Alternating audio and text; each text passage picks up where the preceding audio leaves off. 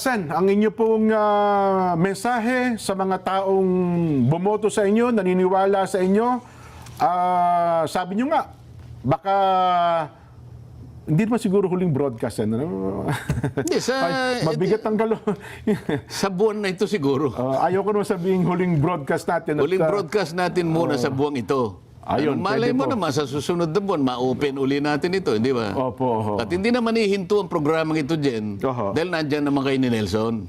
Pero mabigat magprograma, Sen, kung gano'n ang nasa likod ng isipan namin na mahirap magtanggol pala sa batas kapag ginagawa natin yung tama, ganito pa gagawin nila.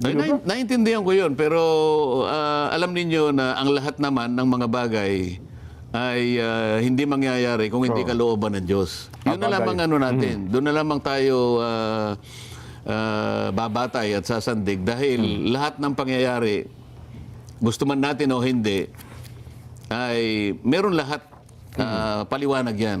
Opo. May kadahilanan yan. At ang tanging nakakalam dyan, ang ating Panginoon Diyos dyan.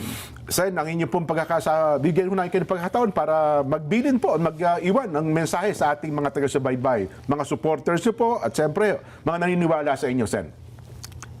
Salamat pong lahat sa inyong mga nakikinig sa araw na ito. Pasensya na po kayo kung naging maramdamin po ang mga huling pahayag ni Jen Sabarjaga. Opo. Pero totoo po lahat na maaari pong ako'y arestuhin sa araw na ito o kung hindi man ngayon sa mga susunod na araw sa kadahilanan po na kailangan po nila na magkaroon po ng katiyakan na yun pong pag-iimbestiga, yung pagsisiyasat doon sa napakalaking nakawan na nangyari sa kasaysayan ng ating bansa ay tuluyan ng malimutan.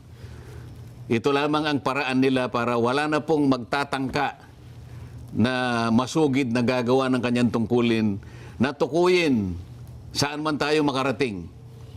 Tukuyin ang lahat ng mga taong nasa likod ng napakalaking nakawan na ito sapagkat sila po ay nakagawa hindi lamang ng kataksilan sa bansa, kung hindi napakalaking kasalanan po sa inyo.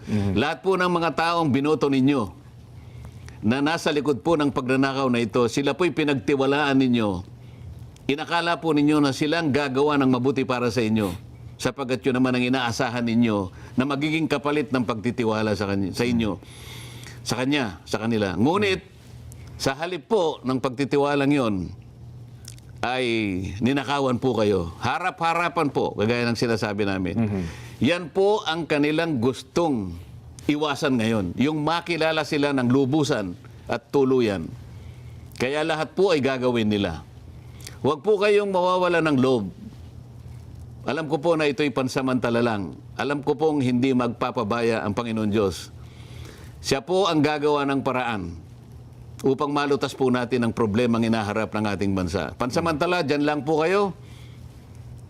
Tibayan po ninyo ang inyong kalooban. Hindi po tayo matatalo sa ating ginagawang pakikipaglaban. Salamat po sa inyo. Sen, bago